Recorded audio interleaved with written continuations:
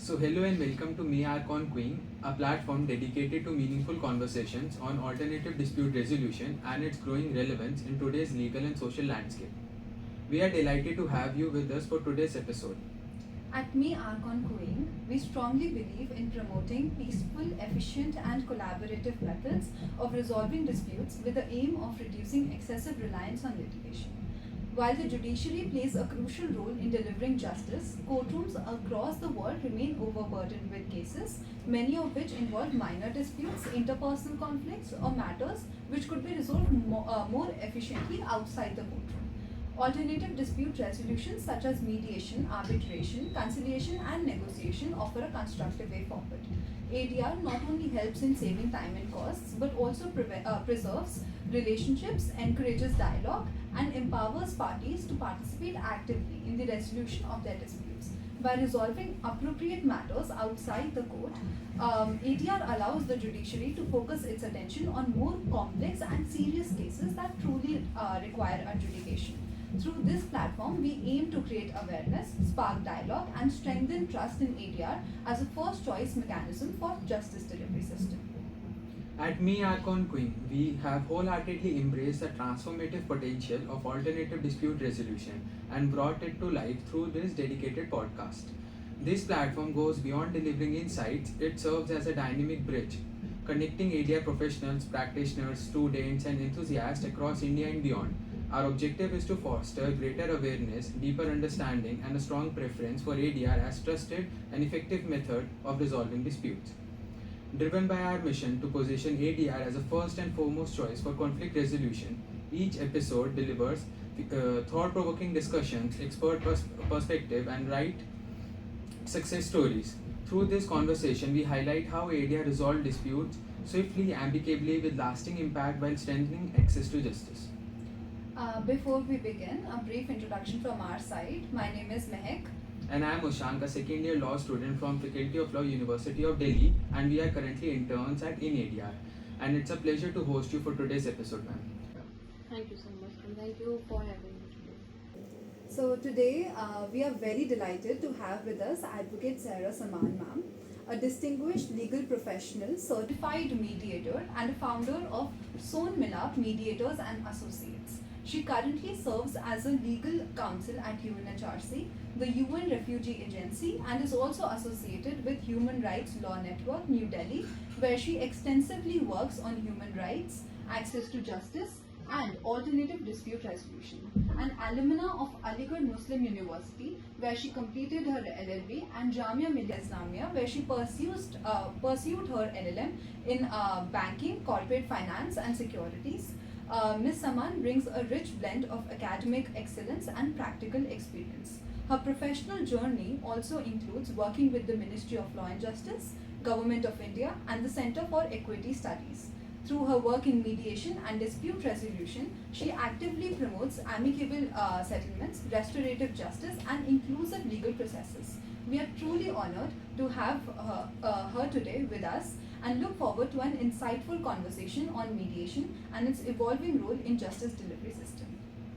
With your permission, ma'am, shall we begin with today's conversation?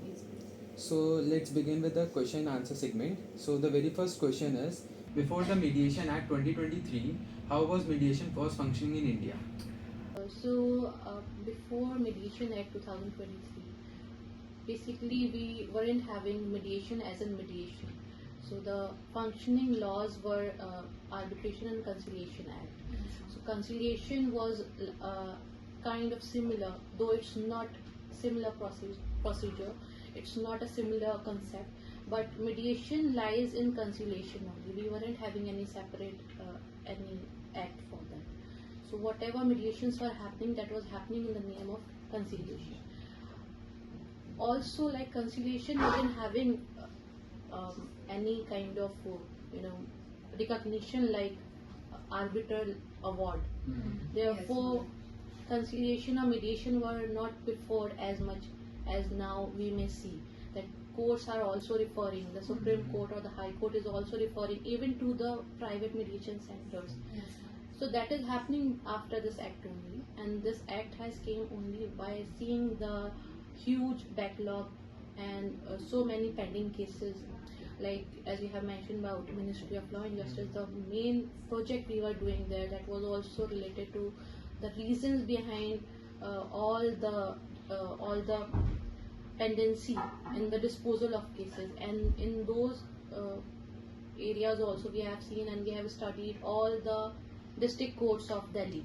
So we have seen even there were disputes which were pending for 40 to 50 to 60 years, especially the civil matters. Yes. Now Mediation Act has come up with many categories in which we can go for mediation. Before that we were having in the name of conciliation. So that was the main functioning act. So my next question would be, what were the major gaps or challenges in the pre-act mediation framework? As I said that there was no concept mentioned in Arbitration or Conciliation Act regarding mediation. Right. Whatever mediation was happening, that was happening in the name of conciliation only. Now the thing was, there was no effect to the whatever settlement was happening in the name of mediation, due to which again the clients were forced to go into the litigation, right? So because of which people were reluctant, like we were doing any kind of awareness drives here in Delhi. The first question which they come up with was, we are just wasting our time in mediation, because if we are going for mediation, we'll go and we'll do all the settlement, the other party won't be complying with the settlement. Right. Now again we have to go and approach the court for that. So it was like a circle, the things were happening and people were tired of going for mediation also.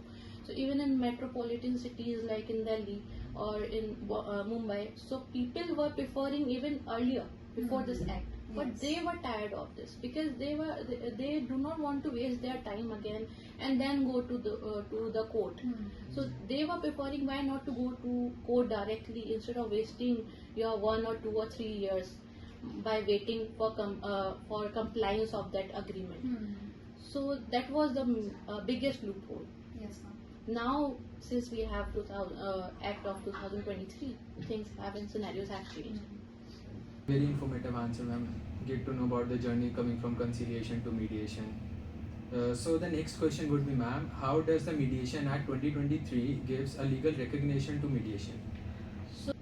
So through this act we have got there is a certain word for the agreement which says mediation settlement agreement, and when we have mediated agreement, this is equivalent to any court decree.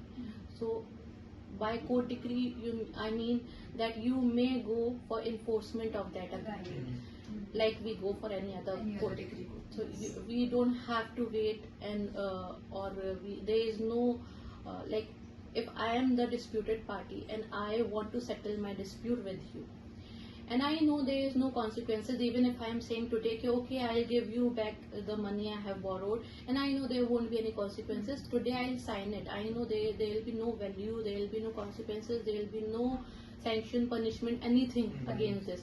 I'll be doing that very freely.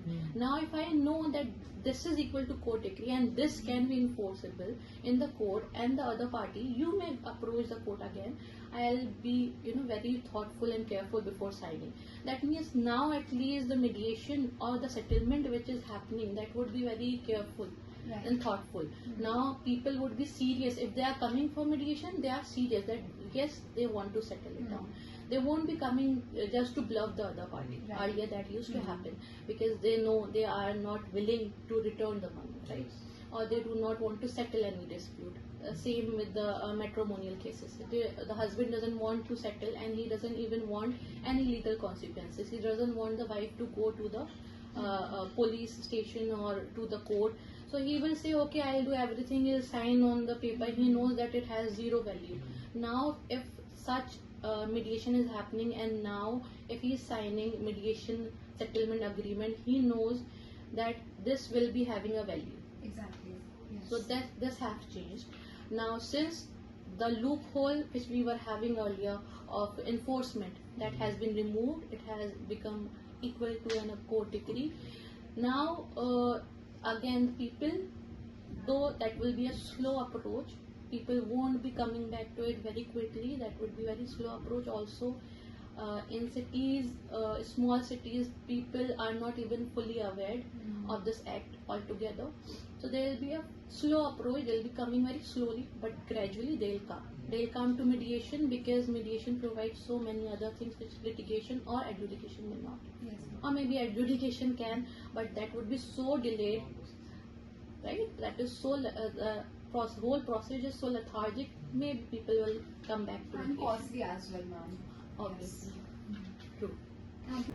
Thank you so much, ma'am, for the answer. My next question would be, do you think that this act will increase public confidence in mediation?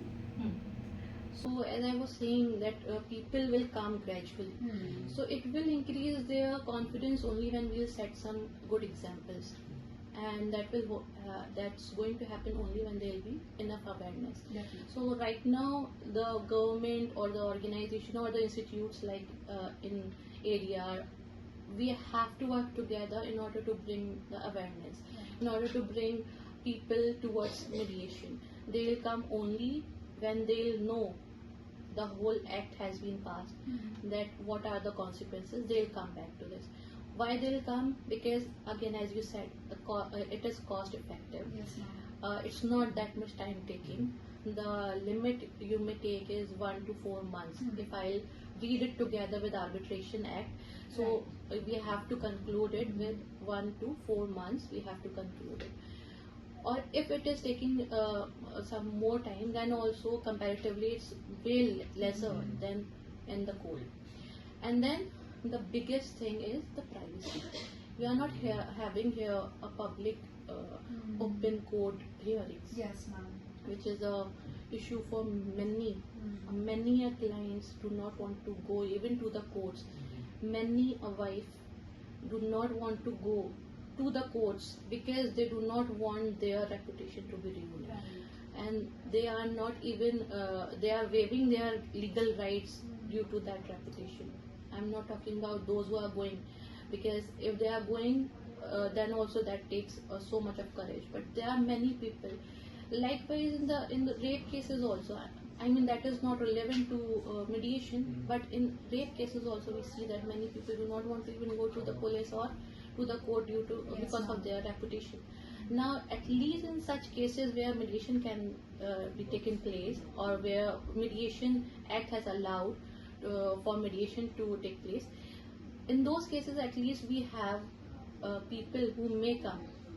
If this is the mediation conference room and this is the session room, we may sit with the disputing party. Nobody is listening here, and the biggest thing is that we have to maintain the confidentiality. The mediator have to maintain that. Also, both the parties have to sign that they are not going to use the dialogues used between the parties in the court against each other. So the privacy is the key here. So we have to make people understand that how we are going towards a better way, better direction, to the better solution rather than litigation. Very insightful answer, ma'am. Through that, people will get to know more or less. So the next question would be, ma'am, what changes do you expect in next 5 to 10 years because of this legislation? See, as we know that there is a huge backlog in around 5 plus crores pending cases are there. And as I have already said that Supreme Court and High Courts are preferring and referring the cases even to the private mediation center. This train won't stop here. This will move, and it will move faster and faster once it will have its momentum. Right now we are only in that stage where we are trying to take information and spread the information, bring the awareness, bring people again back to mediation how we used to do earlier. Now we are also right now at the stage, at very initial stage, where we are preparing and making mediators instead of lawyers. And I mean, you can be an advocate and you can be a mediator as well. Now we can and we will move towards a better future, and I think in 5 to 10 years things, if will go with the same pace, things will be changed, and the backlog, maybe I won't say that whole backlog won't be there, and we'll be having sorted cases or something. But yes, things may change only if people will understand the importance of mediation. And I see mediation as very helpful for the humankind, for the society, because through mediation I don't see that relations are breaking up. Through mediations you are not having that bitterness. Through mediation you are not throwing mud against each other. Through mediation you are just trying to reconcile, but reconciling it in a better way. That's a saying that we always build it better second time around, right? Yes. There is a song as well. Yes, Yes, Huh? ma'am. So this is what we need to understand, and we have to come back to mediation. We hope the same. Yes, ma'am. We hope the same, that people do come around Yes. and they understand the value and importance of Of mediation mediation, as it- and also Mediation Act, because now that the degree is actually enforceable, Enforceable. it is Mhm. equal to a court degree. Now people should understand and actually do not, as you kindly very mentioned, that people should not try to throw muds on each Each other's other. face. Actually, that was because filing FIR, that has become an access to everyone. Yes. And people think that even for the pettiest issue, they should be going to the police. Yes. Even if the police is filing NCR, then they make it with the help of a lawyer and try to convert it into FIR. Yes. Right? So this is the scenario right now, Yes, ma'am. and especially in today's era, we see and face so many false accusations. Yes, False ma'am. FIR has been filed under different acts. So very difficult to bring people back to this, but with all hopes, We're all that trying. we all have to try, as a student, as teachers, as mediators, professionals. Yes. We all have to try. Thank you so much, ma'am. Before we conclude, we would like to hear your journey and about the institute that you have started, and one piece of advice from you for aspiring and practicing professionals, especially those looking to make a career in mediation. So I'll start from my PGs, from where I have started doing mediation awareness drive. So we used to do in Delhi while I was pursuing my LLM from Jamia Millia Islamia. So I think the bonus or the plus point in doing that awareness drives here was that people were already aware. They counter questions us, and then I mean there were loopholes, and now we have moved to Aligarh. So in Aligarh we do not have any mediation center. So all were like we were having in the courts or in at the SSP office. So those, I won't say that it is their fault, but they are not fully trained, and the mediation is not happening how it must be happening. Also, there is one of the reason is that corruption is also there. So sometimes you may hear wives saying that today I went to the mediation office and my husband was scolded. And the next time when she is coming there, ma'am वो तो कुछ कर ही नहीं रहे, वो कह रहे हैं आपकी फाइल बंद कर देंगे, मेरे हस्बैंड ने कुछ दे दिया है शायद ऐसा कुछ. So those things are happening, but again mediation start तो हो गया है, but not happening in the way it's written in the law or it's being trained. So that's why I have started thinking that I should be the first person, if I have to be the first person, because Aligarh is a small place, and I felt that we already have around 5 family courts there, 1 principal family court and 4 additional. So there are huge pendency of matrimonial cases. So I felt that we should be contributing to the society. As an advocate, the first duty should be towards the society, and especially I believe so much in human rights, and I have been doing that. I felt that I am kind of exploiting my clients if I'll keep my interest ahead, because from one client I may earn very good money if I'll be filing from the side of her wife. There is a whole package, there is a matrimonial cases package. So we will be filing 498As and DVs and maintenance, and then if that's If Muslim the child- women, then yes. we'll also have after some time triple talaq. Triple is. talaq. There is a whole package, and I can earn very good money out of that. But I feel like it's like deceiving your own profession. Like if you are going or visiting a doctor, and you are going there that you have fever, and that person is giving you all the medicine except fever, Right. and not giving you the proper treatment so that he may have a continuity of extracting money out of you. That is deceiving the client. That is not serving the profession you are into. So earning money is one thing and deceiving is altogether different thing. When we know that sometimes as an advocate we very easily get to know and observe that the whole issue is only of emotional clashes or Psychological clashes, or even sometimes ego clashes are there, which can be sorted out even after knowing that just because it's our profession and we have to make some money out of the cases, and we make some stories up which hurts the husband, and then husband attacks, not husband but whatever the contention has been taken by the husband's advocate, then they attack on the character of the wife. Now the gap which was already there has been widened up. And after 4 to 5 years, that becomes so difficult for them to come together. Even if they are coming together, then there is no use of There's coming still together. animosity between. Once the crack has been there, that cannot be filled.